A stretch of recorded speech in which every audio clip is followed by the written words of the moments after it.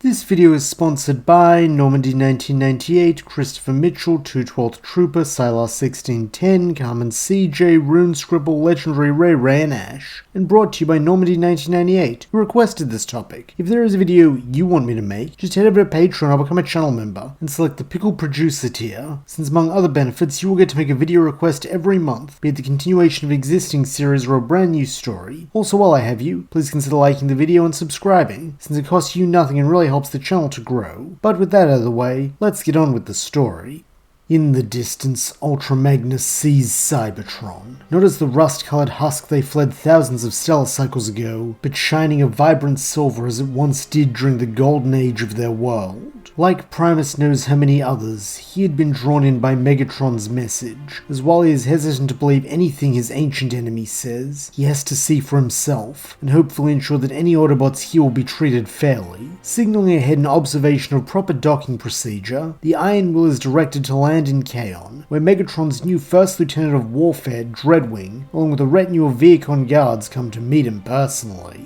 Ever the consummate officer, Magnus greets his Decepticon counterpart with respect, as he questions why he is here, to which the planebot replies that Lord Megatron is presently indisposed, though he has left instructions on how to deal with any Autobots who return to Cybertron. They are to be given a choice: renounce Optimus Prime and swear allegiance to the Decepticon cause, or surrender themselves, and be taken into custody as enemies of the new Cybertronian Empire. Having suspected something like this from Megatron's initial message calling them all home, Magnus is not surprised, instead firmly stating that he will not surrender willingly, his servos already transforming into hammers, though having likewise expected nothing else from Prime's famed second-in-command, Dreadwing and his minions attack. Against overwhelming numbers and Dreadwing's aerial advantage, Magnus is only able to defeat about half of the Viacons before he is pinned and forcibly subdued. But even still, he does not go quietly, warning the Decepticon commander that he will never stop fighting to see this world freed from Megatron's evil. Adopting a cruel expression, Dreadwing states that the Autobots' brave words will do him little good in Grindcore, with this being the last thing Magnus hears before he is shackled and shoved onto a dropship bound for the infamous prison. In spite of all his valiance, the Bluebot does feel a twinge of fear in his spark when Grindcore comes into view, as he has heard stories of the atrocities committed in this labor camp during the Great War, with it seeming things have not changed much, as the moment they touch down the landing platform, the Autobot second-in-command is dragged to his feet and thrust forward, so that soon he is face to face with Commandant Knockout, who sneeringly installs several restraints that will put him offline if he tries anything funny like transforming into his alt mode. Then, once he is sufficiently pacified, he is marched over to where 4 other Autobot prisoners are being made to operate an energon extractor, and informed that if they do not reach the requisite yield for the solar cycle, they will not be fed. Looking more closely at his new workmates, Magnus recognizes RC, Bumblebee, Ratchet, and even fellow wrecker Bulkhead, while in turn they all look shocked to see him and ask how he got here. While he does not appreciate their undisciplined tones, the Bluebot explains his arrival on Cybertron, with this only raising more questions, namely whether he saw or heard anything about Optimus while he was in Kaon. Brusquely, Magnus states that he did not, having assumed that he would be here, though when the others explain that he was taken by Megatron, the by-the-book bot gravely states they can only hope he is still online and managed to escape. In the meantime, the chain of command is clear, so he will head up all Autobot efforts until Prime's status can be ascertained, with his first order being to avoid causing trouble, since it's imperative they conduct themselves in accordance with POW guidelines, and exhibit patience while they gather more information. Bluntly, Bulkhead replies that he's afraid patience isn't really an option, as he gestures to the ground where a trio of small creatures that Magnus had not noticed before stand. At first, he almost mistakes them for protoforms due to their metallic shells, before catching sight of the organic faces behind a pane of glass, and spotting the commander's curiosity, RC respectfully explains that these are humans, their friends and allies from their time on planet Earth, who were captured with them and brought to this awful place. While he is no expert on humans, Magnus can tell that these ones are sick from their pale, haggard faces, with Ratchet stating that the humans ran out of suitable food days ago, and would have similarly run out of oxygen if they hadn't been able to pump the air from their tires into their spacesuits to replenish their supply, though even so, they're rapidly running out of that too, meaning they have to find a way to get them home as soon as possible.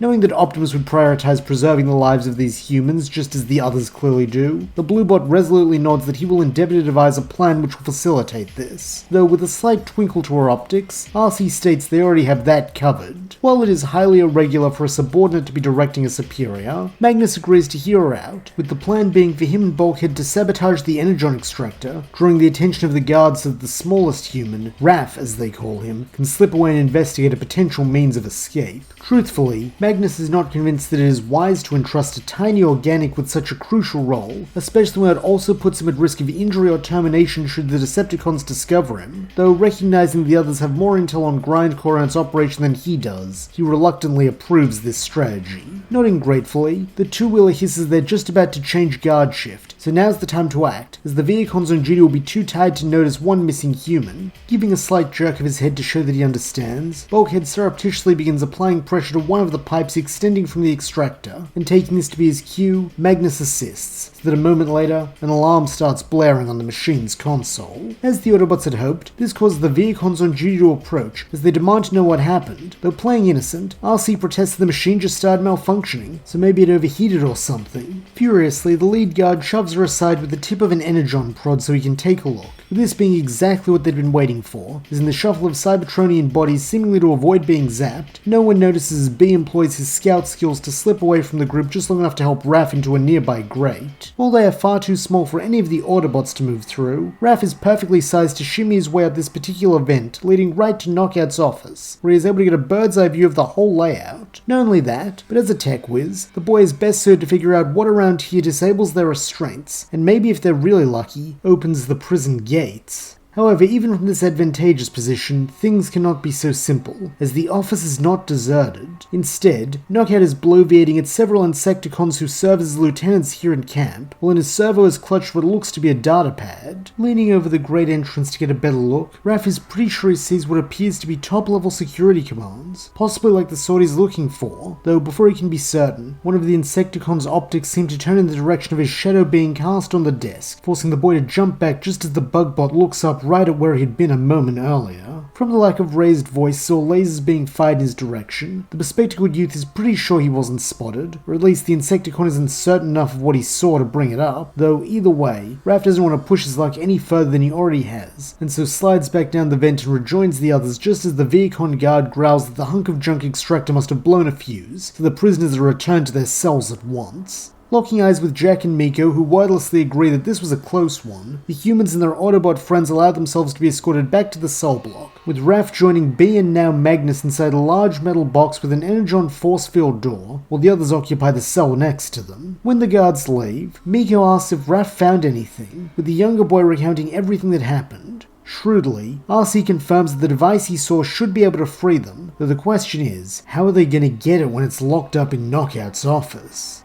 Meanwhile, over with Optimus and the Dinobots, they find themselves with a conundrum of their own, though theirs is hardly new, as in the wake of Predaking's death, they had fallen back into their previous argument regarding their next steps, with the rambunctious ruffians wanting to slake their energon lust further by seeking out Shockwave, while Optimus had remained resolute that the top priority must be rescuing the others. Having been able to reach a decision, and more importantly needing to rest from their various physical and psychological torments at the hands of the Decepticons, the five-bot band had sought shelter in a disused building bordering the Sea of Rust, with it being here that we find them once more locked in heated debate. Now that he is slightly rested, though still fairly exhausted and injured from his unending battle in the pit, Optimus is able to make his case more rationally than he could before, as he assures the Dinobots that he is not asking them to give up on destroying Shockwave. He's asking them to wait until they have the best tactical chance of scrapping him, which is when they have allies. Though he is no fan of primes, Slug does see the sense in this, with even Swoop being on the fence as he really wants to act fast, but by the same token, they've already missed out on killing the fragging Cyclops twice now, so maybe they could use some backup to keep him from slipping away. However, Grimlock and Snarl are adamant that this is just more of the Truckbots' empty words, since if the roles were reversed, the Autobots wouldn't rescue them. Earnestly, Optimus protests that this isn't true, though in a string of words that are shockingly cold considering the fiery passion with which they are yelled, Grimlock declares that they are, because when the roles were reversed, they didn't come, so why should they risk their sparks for a bunch of bots who left them to rust? At once, the red and blue bot falls silent, understanding at last where the Dinobot's reluctance and antipathy comes from, and more tragically, he cannot fault them for it. In a solemn tone, Optimus admits that Grimlock is right. It was his failing in leadership that they did not look harder for the Dinobots. They did not save them from all the agony Shockwave inflicted upon them, and for that, he sincerely apologizes. Though he asks them, not as their commander, but as one old soldier to another, please do not punish his friends. No, his family, for his weakness. At this, Grimlock lets out a sneering laugh, though he is the only one, as having seen just how powerful Prime truly is from their fight, the other Dinobots recognize the strength this humility takes, to open himself up to their condemnation and ridicule without any excuses, and the fact that he is doing this so he can save his squad, that is the kind of loyalty Dinobots understand. Scowling belligerently, Snarl admits that he supposes crushing a con prison camp could be a good way to shake off the rust before they scrap Shockwave, while from their resting places, Slug and Swoop grunt in agreement. Seeing that he is outvoted, Grimlock growls that fine, if they want to rescue those slagging Autobots, he'll lend them his strength. But if they're doing this, they're doing it the Dinobot way, since Prime's weak leadership is what got them into this mess. Recognizing that Grimlock is an expert at such raids, Optimus willingly yields the floor to him, with the T-Rex explaining that if they just go marching up to Grindcore, they'll either be scrapped 10 clicks out, or the cons will execute the prisoners before they get close, so they need a way to get in without being detected, since then they can slag their enemies before they even know what hit them. Nodding, Optimus asks what he proposes, to which Swoop eagerly cuts in, claiming they should strike from above, and while Snarl scowls that's the bird brain's answer to everything, Slug retorts that this time he may have a point. If they can steal a dropship, they could get inside the camp without the cons ever seeing them coming. The question is though, where can they get a dropship from? With this being where Swoop comes in once again, as transforming into his pterodactyl mode, he takes to the sky and flies off in the direction of Kaon, trusting that his vaguely plane-shaped form will fool any Decepticons who happen to look up. Fortunately, he has not gone long, only a couple of megacycles, before returning with good news. There's a small refueling station a few miles to the west, where he spotted a dropship being filled up, so if they strike quickly, they should be able to seize it before it's too late. Grinning eagerly at the thought of a tussle, Grimlock asks what they're waiting for, barking at his team to transform and roll out. And though it is a little strange to have someone else give that command, Optimus does likewise, assuming his truck form and moving out alongside the Dinobots. Night has fallen by the time the 5 bots reach the refueling station, with the lights revealing about 24 Vehicons moving about while 5 more wait by the dropship, presumably being its crew. This makes roughly 30 Vehicons they'll need to get through if they want to steal this ship, though this hardly seems to perturb the Dinobots, who are busy betting on which of them will take out the most. Finding himself playing the voice of reason once again, Optimus questions what the plan is, though leering menacingly, Slug snorts that the plan's simple. They charge. On this word, the 4 mechanical dinosaurs begin stampeding their way towards the station, with the sound of their approach drawing the Vehicons' attention, though by the time they see them, it is already too late, as Grimlock's flame breath melts several of them down into slag, while Swoop descends to drag one into the sky, Snarl impels another with his tail, and Slug rams a couple with his plated head. As anticipated, this sudden attack acts as a spear through the spark to the Vehicons' morale and coordination, making those not scrapped in the initial salvo easier to pick off. Meanwhile, having joined them in the fray a moment later, Optimus shows that even partially recovered, he is still a force to be reckoned with, slashing and blasting any Vehicon who engages him, so that soon all the defenders are reduced to sliced and smouldering scrap on the ground. However, this is not the end of things, as showing once again how they and the Autobots differ. Grimlock then has his team fan out with orders to execute any survivors, since they can't afford to have anyone tip off Megsy and his goons that this place was hit or that they've stolen the dropship. This treatment of non-combatants does not sit well with Optimus, who states that they should capture them instead, though from the flash he sees through the window of the administration building a short time later, this is not an order they intend to heed. Fortunately, things are not all bad, as when they reconvene at the dropship, Snarl is carrying a small medkit which he intends to use on Prime once they're in the air, since while he was alright fighting Vehicons, they need him at his best for what's to come. After all, they're already going to be carrying 4 Autobot liabilities, so they don't need a 5th. Seeing through this gruff demeanor now that he feels he understands the Dinobot medic a little better, Optimus gratefully accepts as he boards the ship with the others and allows Swoop to take them into the sky. Despite the lack of oxygen, there is a tense air aboard the craft as they make their way to Grindcore, with this tension only growing when a Viacon voice bursts into life on their radio, requesting an ID and an explanation of their presence, since they don't have any more deliveries scheduled for today. Having taken up position in the co-pilot's chair, it falls to Slug to respond, with the others all giving him questioning looks as he flips on the transponder and replies that they're delivering an extra case of red polish for Knockout, since he's so fragging vain that he went through the usual shipment in a solar cycle. Chuckling slightly, the Viacon on the other end agrees that does sound like the boss, though he notices the delivery pilot ignored the other part of the order to give his name. By now, the dropship is close enough to the camp that they can see the turrets mounted on the walls spring to life and begin locking onto them, and knowing they don't have a second to spare, the Triceratops states that it's Slug. Shooter. Slug Shooter. In response, the Dinobots receive only silence, while the turrets show no sign of disengaging. Nervously, Swoop asks Grimlock what they're gonna do, with the boss Rex snarling they'll have to jump down and tear the big guns from the wall before busting through, only for the radio to chirp back into life as the Viacon laughs that he didn't know old Slug Shooter was back on Cybertron. As about when he's done dropping off Knockout's aft polish they made of McAdams to toast the Decepticon victory. Adopting a menacing smile that the others are very glad this Viacon can't see, Slug grimly chuckles, why wait? He'll come up to the comm station and pay him a visit as soon as they land. Failing to hear the danger in these words, the operator agrees, clearing the dropship to approach as the turrets revert to inactivity. Now all that's left is to actually land, with Snarl tersely snapping at Swoop to fly more casual since he'll give them away, while the Dinobot scout rebuts that the Spiketail is welcome to take over if he thinks he can do a better job. Knowing that now is not the time for such things, Grimlock barks at them both to shut up, since he wants them focused on slagging comms, not each other, with this proving a timely command, as a second later, they touch down. At once, the Dinobots attack, this time in bot mode as they leap from the dropship and begin blasting any Viacons or Insecticons they see. Thanks to the element of surprise, this is devastatingly effective. While not missing a beat this time, Optimus joins them, though his target is the turrets, as they'll need to be disabled for them to make their escape. In a testament to this group's strength and coordination, it takes less than a minute for them to dispatch everyone on the landing platform, though as they're all well aware, this was only the first step, and so long as they're within Grindcore's walls, they're in grave danger.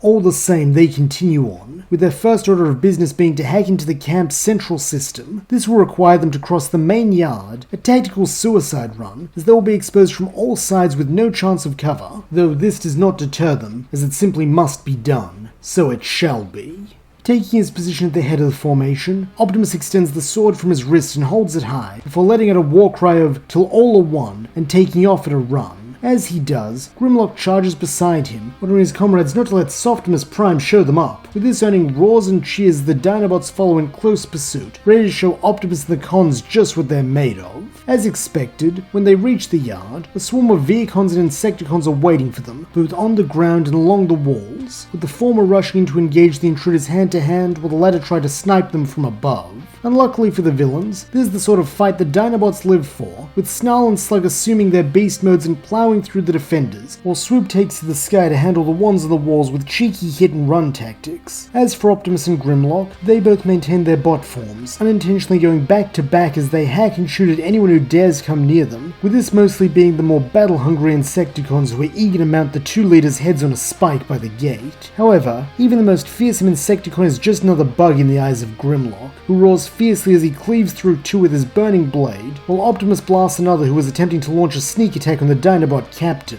Noticing this, Grimlock grunts that he had that one covered so he didn't need Prime's help. Though paying this little mind, Optimus simply takes down another pair who are trying to flank them, before stating that he's not leaving here without his team. His whole team. By now, the prison yard has been painted with energon insect fluids, forcing Snarl to wade through a sea of dead to reach the security terminal on the other side when the last offender has fallen. Nonetheless, he does not utter a word of complaint, instead putting his engineering skills to use as he hacks in and begins disabling every system he can. This includes all the gates and cell doors, with the imprisoned Autobots rising to their feet as soon as the force fields shut off, and immediately gunning down the nearest Viacon guards before they can react. Unfortunately, one thing Snarl was not able to disable was the bodily restraints, such as the inhibitor spikes that keep the Autobots from transforming, as these are synced to Knockout's personal datapad, though now that they are freed from confinement, they are eager to join the fight. As a result, Magnus leads them in a charge to capture the cell block and reconvene with Optimus's strike force, with he and Bulkhead serving as the tip of the spear, while RC, Bumblebee and Ratchet provide covering fire and range support. Even the humans help out, with Jack and Miko climbing the guards' legs to distract them, while making use of the chaos. Raph slips back into another vent and begins the crawl up to Knockout's office. When he reaches the familiar grate that looks down on the Commandant's chambers, he is pleasantly surprised to see that the room appears unoccupied, though now a question he hadn't thought of occurs to him. How is he supposed to get down to the desk without splattering himself? If he were to jump directly from the vent, he'd be like a bug on a windscreen, though maybe if you can find something to dampen the impact, you'll be okay. Scanning around, Raph spots a giant jar of what appears to be car polish, while beside it lies a buffing pad. Perfect, that should act like a big mattress or crash mat, assuming he can angle himself to land on it. Running the calculations in his head, the bespectacled boy concludes that it should be possible. Then, before he can allow himself to start second guessing, he takes a running leap and jumps. For a moment, he feels the thrill of weightlessness, though this is soon replaced by a soft but forceful landing as he hits the buffer then tumbles off. Fortunately, this did break his fall enough that he is not injured, though unfortunately, he now smells like Knockout. Fake leather and mint.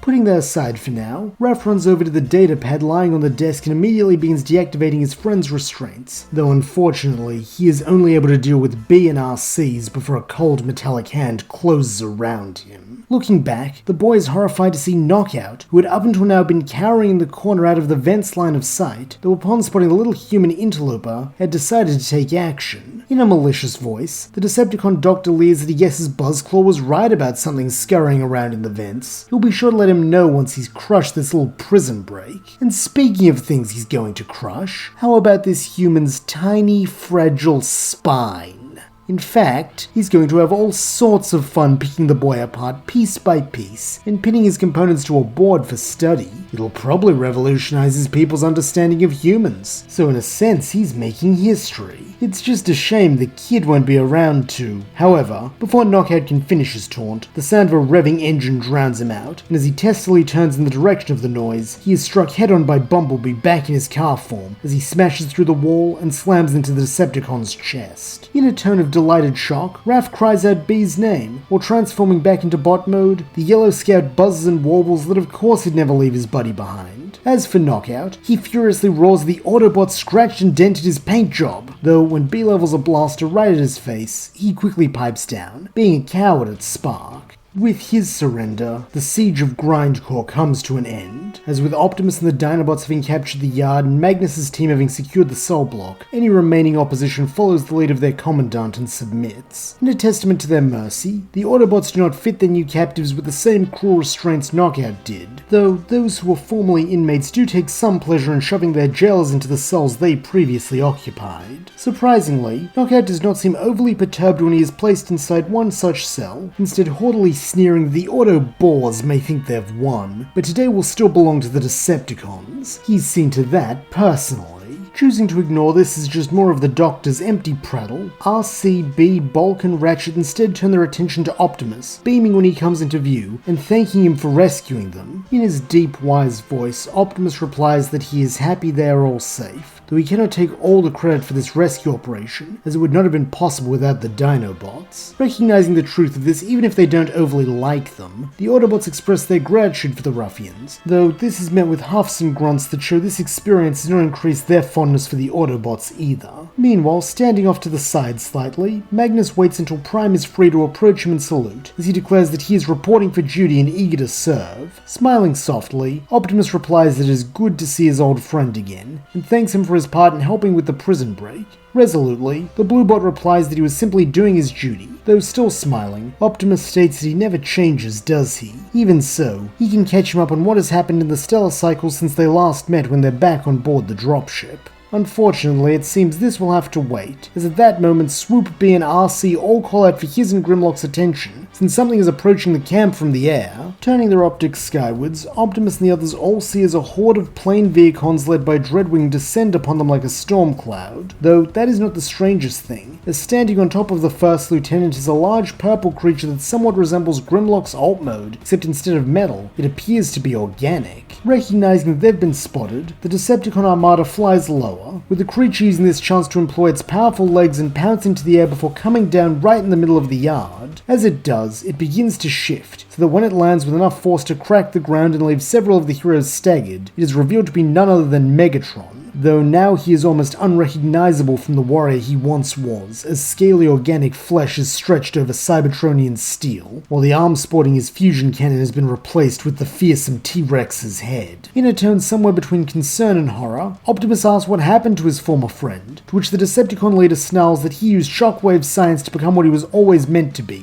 the ultimate power combining beast and machine. However, this is all he gets to say, as at the mention of the Cyclopean scientist, Grimlock transforms and charges him, while letting out a bellow of flame clearly meant to immolate the villain's new organic flesh. Unfortunately, this upgrade has done nothing to slow Megatron down, quite the opposite in fact, as using his powerful T-Rex legs, he is able to spring out of the way and shift back into beast mode, so that his robotic dinosaur versus organic. Refusing to allow this abomination born of his and his comrades' suffering to live, Grimlock next turns and attempts to bite the purple bot, though here too he is thwarted, as Megatron likewise turns, though in his case it is so his tail can strike the Decepticon captain in the eye, staggering him and allowing the warlord to pounce on him and wrap his jaws around Grimlock's throat. In a showing of the strength he has gained, the Dinobot's metallic windpipe easily gives way under Megatron's bite, with it seeming inevitable that soon he will cleave his head from his body, though thankfully his teammates have no intention of letting that happen, as Snarl, Slug and Swoop all rush the Decepticon leader in an attempt to save their friend. Figuring he's no longer a threat, Megatron releases Grimlock and returns to his bot mode to combat these three upstarts, with the results bearing a striking resemblance to when they fought Optimus, albeit with more brutal takedowns, as the Chief corners none of his rivals' mercy,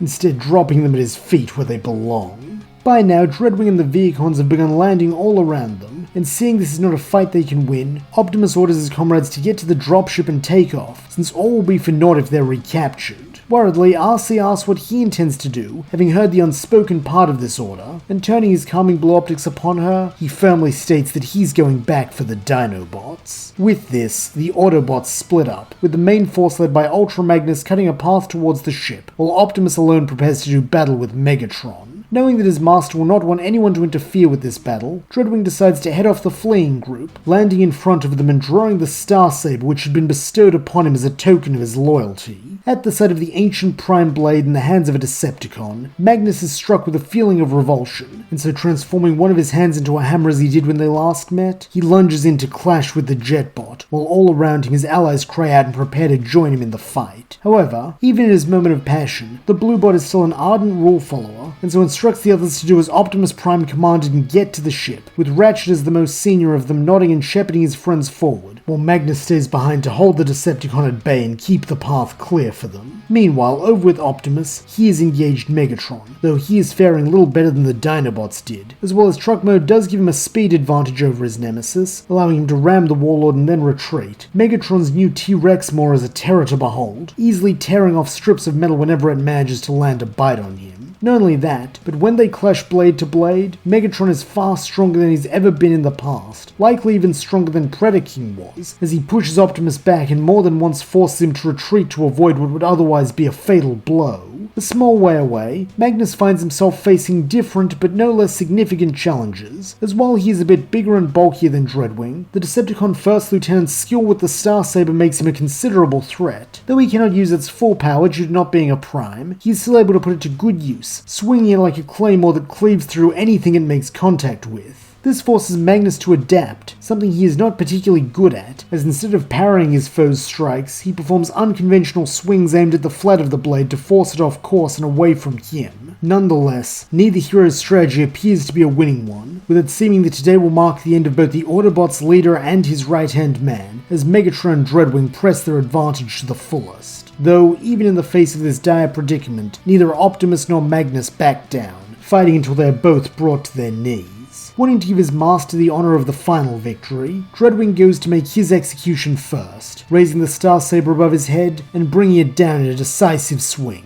However, it seems Magnus is not out of tricks yet, as turning his other hand into a hammer as well, he brings the two weapons down on either side of the blade, catching it and holding it in place. Then, perhaps most surprisingly of all, the stiff Autobot performs a backwards somersault, so that before Dreadwing can react, the blade is pulled from his hands and sent spinning through the air. Having enough trust and understanding of his commander to know what he is doing, Optimus acts without needing to be told, pushing himself back to his feet and leaping into the air just as the Starsaber passes above him. As his servos close around the ancient weapon's hilt, time itself seems to freeze. Then, as his glowing blue optics meet Megatron's hateful red ones, it resumes, with Prime coming down and slashing his nemesis across the chest. At once, every Vehicon cries out for Lord Megatron, while Dreadwing hastily rushes to his side, though in contrast, Optimus does not even look at him, instead allowing the Starsaber to drag along the ground as he bends down to rouse the stunned Dinobots while Magnus steps in to assist. Together they're able to get the battle-damaged bots back to their feet, though by now Megatron has recovered from this wound and so prepares to have Dreadwing and his minions join him in crushing these fools, as he no longer cares about single combat or his gladiatorial pride, not when his control of Cybertron is on the line. In their current states, Optimus, Magnus, and the Dinobots know they have very little chance of success against two of the strongest Decepticons in an entire Vehicon army, and so prepare themselves to face the Well of All Sparks with honor. Though before Megatron can issue the command to attack, a deafening thrum fills the yard, as the dropship descends like a wall between the heroes and their enemies. Urgently, Ratchet, Bulkhead, and the humans begin herding their wounded allies onto the transport, while on the other side, B provides cover fire, as several Vehicons break rank in an attempt to prevent the Autobot escape. Thankfully, none of them are half the shot the Yellow Scout is, so that a moment later Optimus and his team are safely on board. Then, when she's sure they're all in takeoff position, RC guns the engines, causing the dropship to tear off into the sky at such speeds that pursuit would be impossible.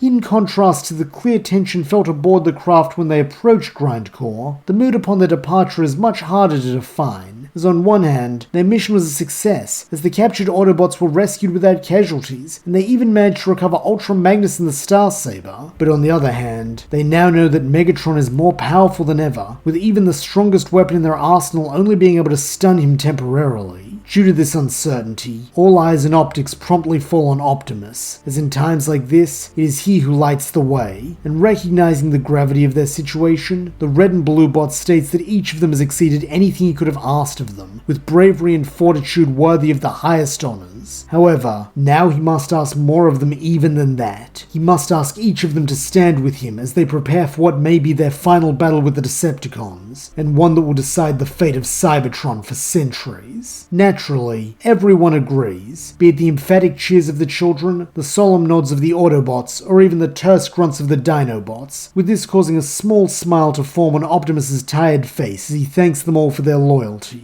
In an attempt to inject a little levity back into the situation, Ratchet assures his old friend that they're with him to the end, though he does add in a slightly dry tone that it would be nice if they knew where this end will be. Though this was meant rhetorically, Optimus does not hesitate to answer, his voice heavy with significance as he states that it will all end in the place where this war truly began. Iacon.